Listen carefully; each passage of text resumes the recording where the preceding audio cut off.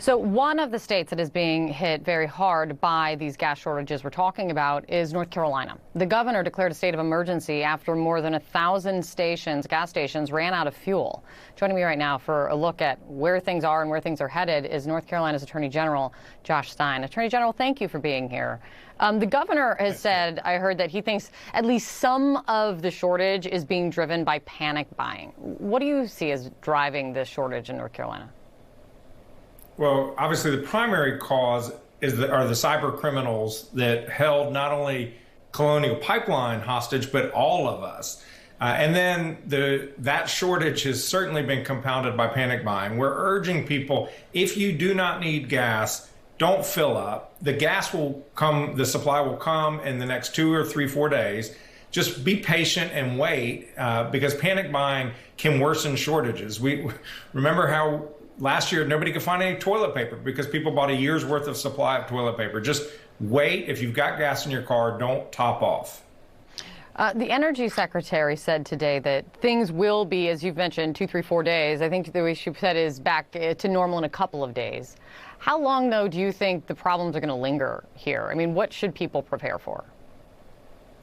Well, the idea should be do not fill up your gas tank if you don't need it. There are so many people who need gas in order to get to work. We need it for our economy. So people just need to be patient. It really will, just in the next few days, the supply will come back in. And there are other ways to get gas other than just the pipeline. It can come by ship to sea. It can come by trailer truck. So there are other ways for it to get here. Folks just need to be patient.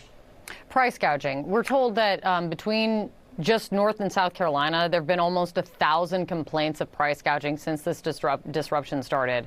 What are you hearing from people? And I think most importantly, what are you doing about it, Attorney General? We've received 622 complaints so far here in North Carolina, and that's in essentially a 2-day period of time.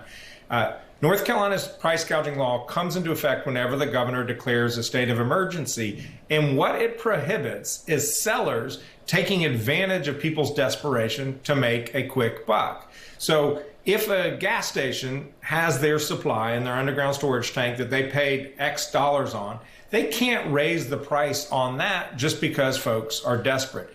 If, however, they've paid more money to resupply, they are entitled to pass on those costs to consumers. So each complaint will require us to do an investigation, and we will do that investigation. If I find price gougers, I will hold them accountable. More than 70% of stations in the state have been without fuel. That was like the latest estimate, I believe. I'm just kind of curious, do you have a sense of why North Carolina is running out of gas faster than other states along the pipeline? We have a big storage facility in Greensboro. I don't know why North Carolina is worse than South Carolina, Georgia, and Virginia. Panic buying, once it triggers, it then takes off like fire. And I think we've had a lot of panic buying in North Carolina, and I just hope folks know to just calm down and realize that gas will become and resupply this weekend. Yeah, I will say, now when you brought up toilet paper, it reminded me, like, I believe a lot of our panic triggers are they're pretty tight, right? Because of everything that everyone's lived through from the pandemic. So we are human, even though we forget about it sometimes. Thank you, Attorney General, for coming on. I appreciate it. Thanks, Coming up Kate. for us.